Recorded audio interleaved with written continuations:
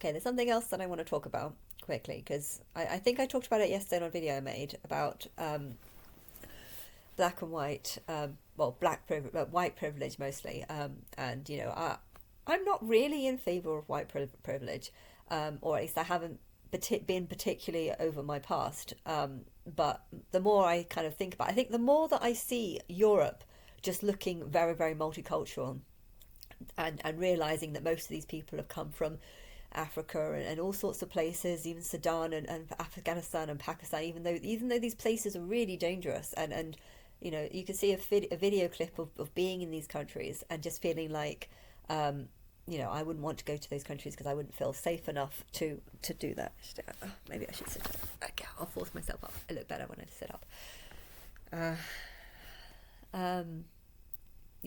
So even if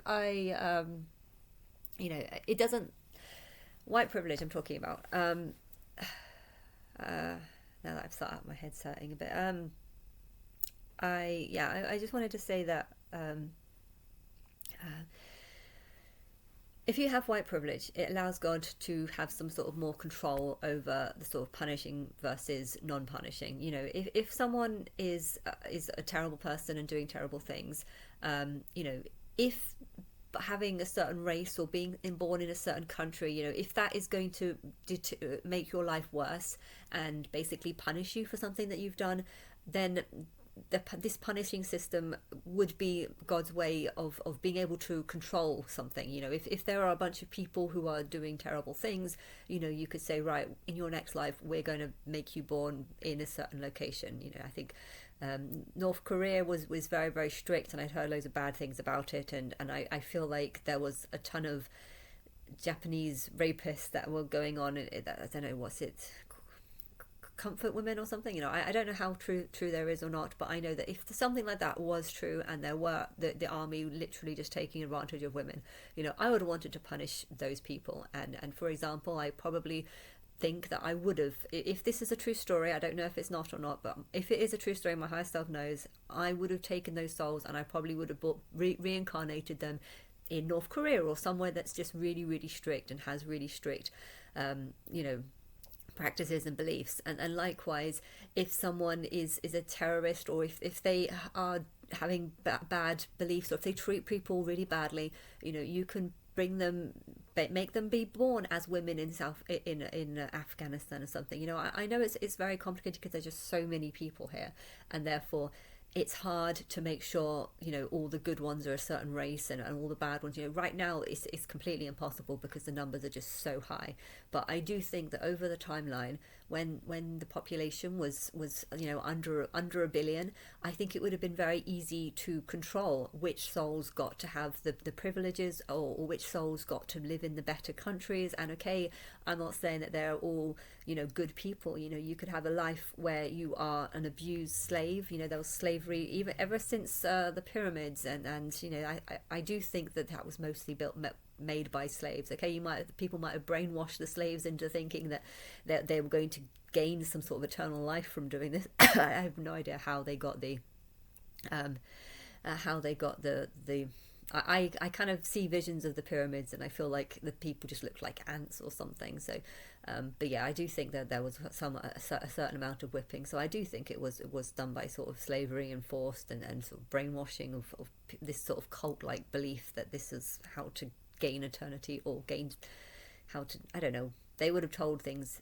They would have said something to them to get them to do it, and I think force might have been used as a part of it. But if there's a population that's small, you could look down, you could see the hard workers, and you could think, right, you've worked all your life, you've done this much.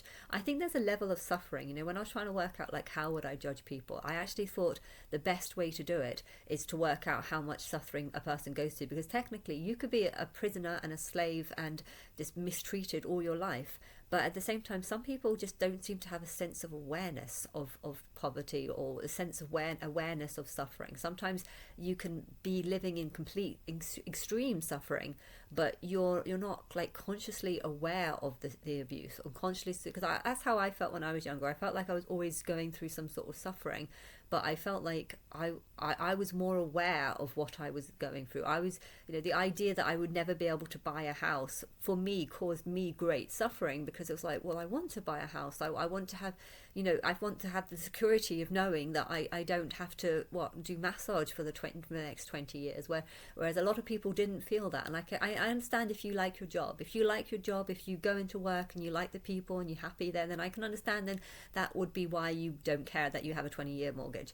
But for me, doing massage, knowing that the only way I could buy a house was if I agreed to do massage for 20 years. I mean, that just sounds awful to me. And I'm sure there's loads of people who work in like a really low, cheap job, and you have to work lifting up boxes every day of your life for 20 years just to be able to afford the home that you live in. That to me sounds ridiculous, but a lot of these people don't actually see it as suffering.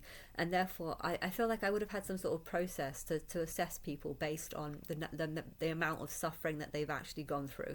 And there's, when you're suffering, you feel miserable, and you feel like or if unfairness happens, there's some people that can have, they can have a couple of £400,000, or no, a couple of £400 phones in their pocket, and then they can be stolen, and you don't really care. Technically, you only bought them because, I don't know, maybe you're a bit stupid, or you just had too much money, you didn't know what to do with it, and you just kind of like the idea of having phones, or like, an iPhone 1 or an iPhone 2, this is the best, in 10, 20 years time, these are going to be worth a lot. Some people buy lots of phones.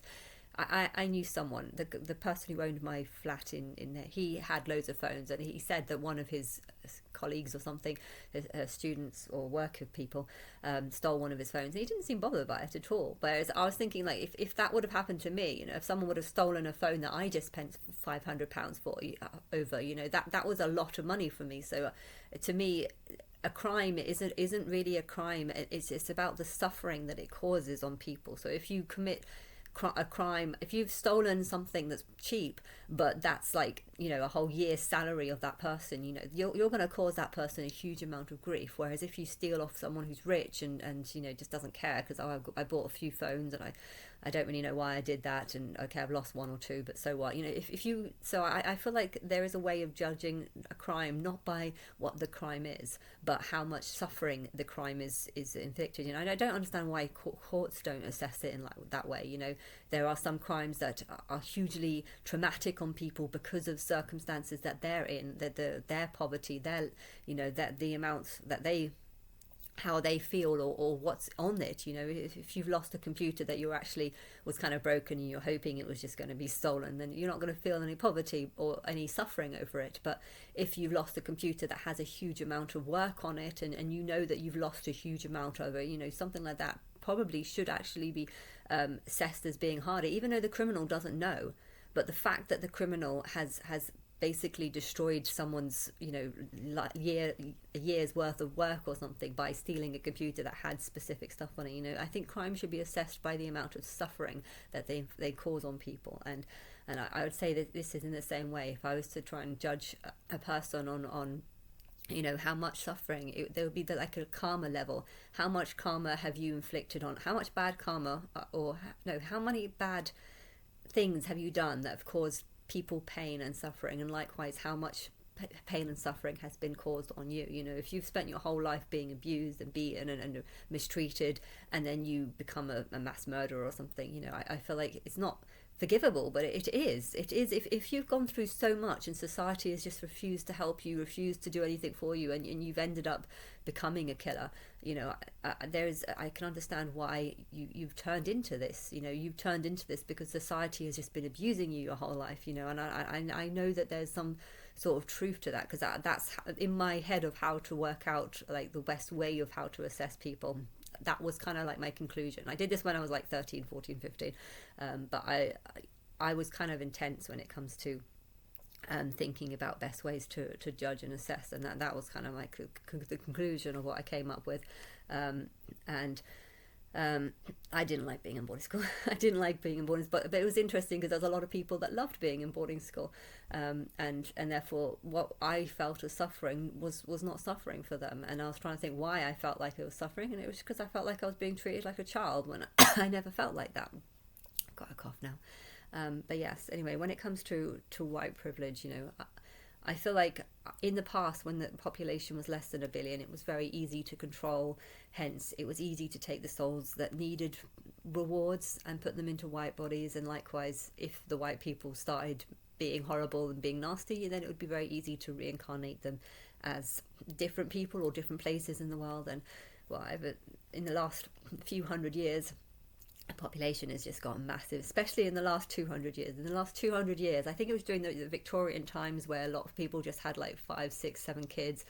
And then, yeah, there's this population boom. And then I think 100 years ago, you started coming up with better ways of giving birth and preventing stillbirths, and more pregnancies were happening. And it seems completely insane how there's some people who really cannot look after kids, and yet the social services aren't like sterilizing them so they can't have kids, and they're just supposed to have more and more kids, even though they're just mentally ill and only having kids for the wrong reasons, because they're acting like animals and birds, and they think they need to have kids every year because that's how they were when they were an animal, and social services just allowing it just to save more lives, when really these lives are actually just, the standard of the human species is massively dropping. And I think it's being controlled by people that can't tell the difference between what's right and what's wrong, making sure that human life is at a high standard, and that everyone has had a good life and is having a good life, and people aren't going to have a good life if there's thousands of people that can't be adopted because there's too many kids and not enough not people adopting. It's how you treat animals in a shelter. If there's too many dogs and you can't look after them, you've got to put some down.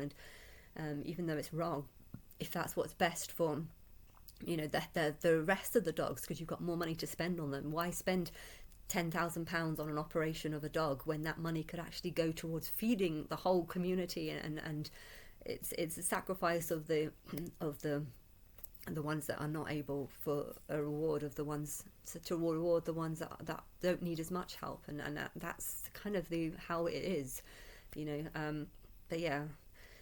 Multiculturalism now has basically destroyed that. I can't punish someone by saying, right, you deserve to be punished. You're going to be born in Afghanistan or Pakistan or some of these dangerous countries. I'm going to punish you by birthing you into these countries. Why? Because people will look at these kids and just think, oh, they're kids, they're innocent. And they won't believe that actually maybe some of these kids that are starving might actually genuinely be God's way of kind of punishing them for something they've done in a past life. And so by taking away borders, by thinking you can say that any child that's a child is innocent, you don't know that. You do not know that. And so by taking away borders, by taking away white privilege or first child, they used to have like this first child thing. So the first child used to inherit everything, and then the other children had to kind of be looked after by the first child. But if the first child didn't want to, then technically they didn't have to. But you could say that's very unfair, but at the same time it also gave God a lot of power, because she could take the souls that she most liked, or if she hates society and she wants to cause problems on it, like cause wars or something because there's too many people and she's trying to lower population, she could put the bad souls in the top one. So is whether it's wrong or right, having privileges and based on something that's birthright or location where they're born, having privileges on these things, he gave God more power.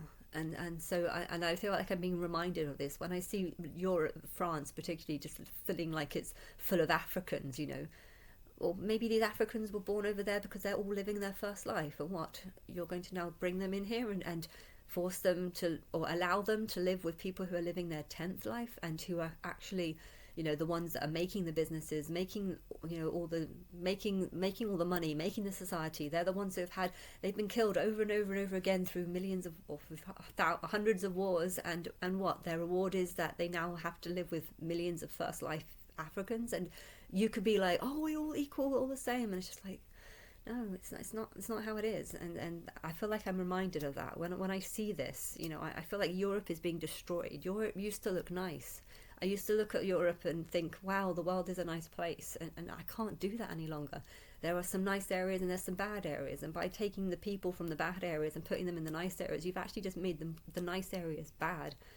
And so now I'm thinking, is there anywhere nice on earth? Okay, Poland did look, they looked like they were controlling their borders, so well done them, and I've made them a flag as a kind of thank you. I think I'm actually going to I like designing I feel like it takes my mind off problems designing things. So because it's raining, it's always, I don't know if you can actually see it, but you can't see it now, but it's always raining everywhere in England.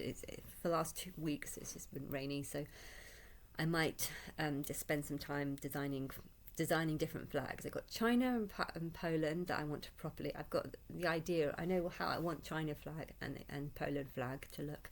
I definitely like the different shades of the red and the white at the top and the red at the bottom, and then the sort of the towns looking how I did. I thought that was very good with the shield and the phoenix. I think that's how the flag should look.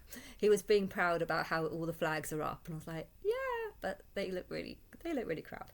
I'm sure they'll all admit that the one that I've done is much better. But yeah, and I've got an idea for an Israel flag as well, so I might do that today. It's 10:30. We'll see if I get